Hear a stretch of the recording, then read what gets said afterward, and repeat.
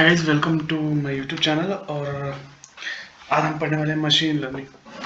Imagine अगर computer खुद decision लेने लगे तो बिना हर रूल लिखे, तो कैसा होगा।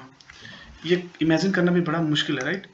लेकिन ये पॉसिबल है, क्योंकि मशीन लर्निंग हमारे चीज़ों को आसान बना देता है, हमारे हर काम को आसान बना देता है। जैसे कि ईमेल स्पैम, ये ऑटोमेटिकली हो जाता है, राइट? ऑटोमेटिकली हो जाता है। जबकि फ्रॉड सिस्टम जो आजकल हो रहा है, बैंक ऑटोमेटिकली फाइंड आउट कर लेता है कि क्या फ्रॉड हो रहा है या नहीं। ये कैसे होता है? ये सब एमएल्स के बोले तो मशीन लर्निंग से पॉसिबल है। तो बिना टाइम वेस्ट किए हम स्टार्ट करते हैं अपना एमएल की ये series. Hi guys, my name is Hrithik Kumar and हमारे यूट्यूब चैनल में आपका स्वागत है। बेसिकली मैं आपको बिगिनर लेवल से एडवांस लेवल तक का एमएल पढ़ाने वाला हूँ विथ प्रोजेक्ट्स। तो बिना टाइम वेस्ट किए चलिए स्टार्ट करते हैं। हमारे मन में सवाल आता होगा कि पहले कि मशीन लर्निंग होता क्या है, राइट? मशीन लर्निंग होता क्या है? तो जनरली मशीन लर्निंग कुछ नहीं, ये होता है कि हम मशीन को डेटा की हेल्प से लर्न करवा रहे हैं, ठीक? और इस लर्न के साथ जो हमारी मशीन की परफॉर्मेंस है वो इंक्रीज हो रही है। मतलब कि हमारा जो मशीन है वो डेटा के पीछे छुपे हिडन पैटर्न और रिलेशनशिप्स से सीखता है और उसके हिसाब से प्रिडिक्शन करता है और हमें बेटर डिसीजन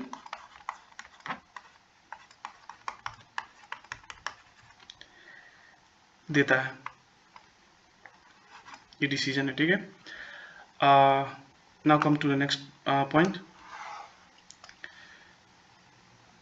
पहले एक पेन सिलेक्ट कर लेते हैं, दूसरा कलर ले लेते हैं। अब आते हैं, हम सीखते हैं कि traditional system versus machine learning,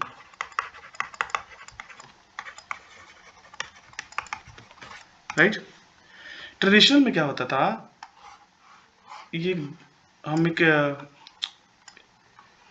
diagram से समझते हैं कि हमें ट्रेडिशनल में क्या होता था, हमें इनपुट पता है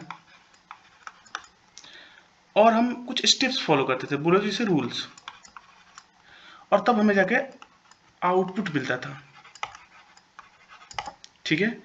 जबकि मशीन लर्निंग आने के बाद ये एकदम उल्टा हो गया। हमें अब इनपुट पता है, हमें आउटपुट भी पता है, हमें मिलते हैं स्टेप्स या रूल्स। ओके, अब आप कह रहे होंगे कैसे? समझिए, मुझे दो नंबर को ऐड करना है, राइट? तो हम ट्रेडिशनल में क्या करते थे, एक ए ले दो, बी ले लिए तीन, और अब हमें रूल्स फॉलो करते थे कि ए प्लस बी, सी एक वेरिएबल बनाए और ए प्लस बी में इस वैल्यू को ऐड करा दी, तो हमारा कितना हो जाएगा 5, राइट? लेकिन लेकिन हमारे मशीन लर्निंग में हमें इनपुट तो पता है ही कि हमें ए और बी दिया है ही, लेकिन साथ में हमें आउटपुट भी पता है कि आउटपुट क्या आएगा, 5। हमें रूल्स पता करने हैं कि 5 कैसे आ रहा है। तो मशीन लर्निंग बेसिकली यही करता है। अब हम दूसरे टॉपिक पे चलते हैं।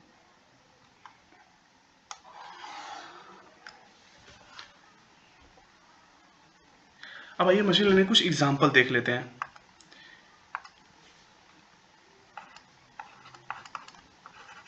Example of machine learning.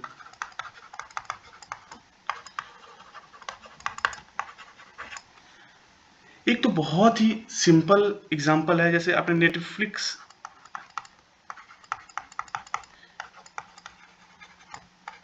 Recommendation system. क्या कभी आपने ये सोचा है कि नेटफ्लिक्स पे जब आप एक मूवी देखते हैं तो कैसे सेम मूवीज को, सेम उसी टाइप्स की मूवीज को बार बार रिकमेंड करता है? ये कैसे पॉसिबल है? ये मशीन लर्निंग से। जो आपका स्पैम ईमेल होता है, ये कैसे फाइंड कर लेता है कि एक ईमेल जो है वो स्पैम है या हैम है। यहाँ हैम मतलब होता है not spam, not spam. Okay, ये सब मशीन लर्निंग से पॉसिबल हुआ है। अब आइए हम देखते हैं कि हमारे डेली लाइफ में मशीन लर्निंग का क्या यूज है।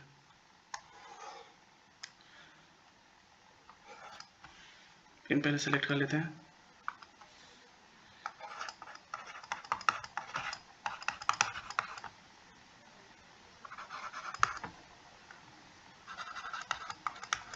बेसिकली जैसा कि हम सभी जानते हैं कि मशीन का काम ही होता है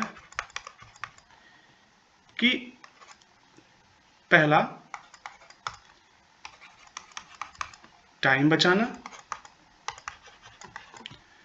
पैसे बचाना और लेस ह्यूमन इंटरेक्शन, राइट। तो एमएल में हम देखते हैं कि हमारे डेली लाइफ में एमएल का कहाँ कहाँ यूज होता है। हर जगह देखा जाए, जब आप शॉपिंग करते हैं,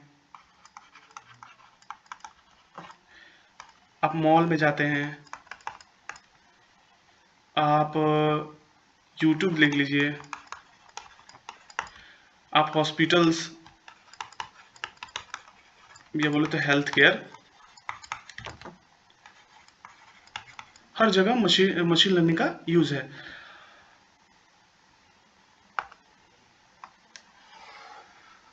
अब आए हम पढ़ते हैं एप्लीकेशंस ऑफ एमएल। कोई कलर सेलेक्ट कर लेते हैं। चलिए, एप्लीकेशंस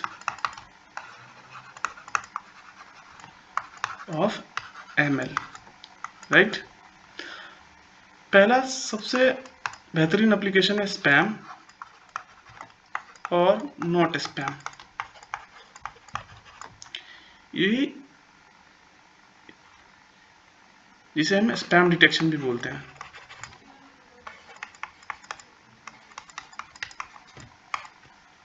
दूसरा हो जाएगा स्टूडेंट परफॉर्मेंस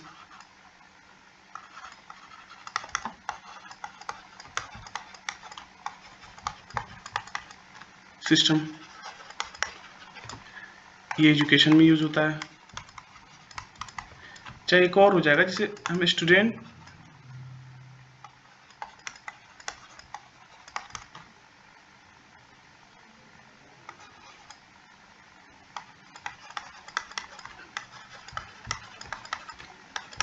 ट्रैकिंग सिस्टम, हम इसे ये भी बोलते हैं। अब आइए, अब कहते हैं हेल्थ केयर में क्या होता है। जैसे हार्ट डिजीज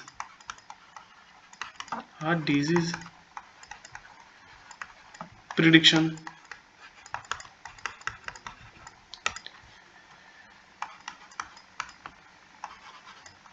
मेडिकल बोले तो मेडिसिन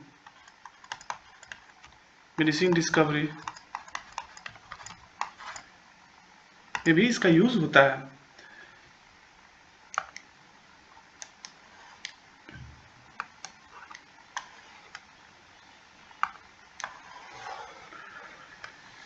चलिए, तो आज के लिए इतना ही काफी है। अगले वीडियो में हम देखेंगे हिस्ट्री ऑफ एमएल। अगले वीडियो में हम देखने वाले हैं हिस्ट्री ऑफ मशीन लर्निंग।